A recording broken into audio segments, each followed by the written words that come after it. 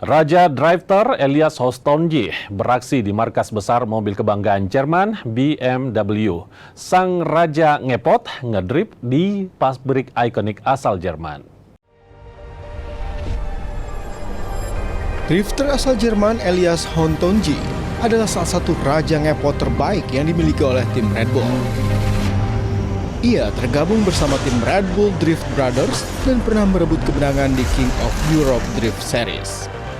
Drifter 39 tahun beraksi di markas besar BMW di ibu kota Bavaria, München.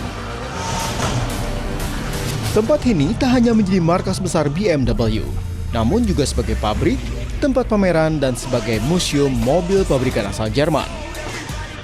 Sejatinya, Elias adalah sarjana lulusan Dirgantara yang terlatih.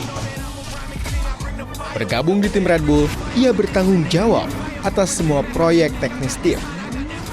Dan setiap modifikasi pada mobil harus atas persetujuan dirinya. Tak hanya piawai sebagai engineer, Elias juga ternyata jago dalam urusan drifting. Elias memacu mobil BMW-nya ngepot di dalam pabrik sempit dengan penampilan nyaris sempurna.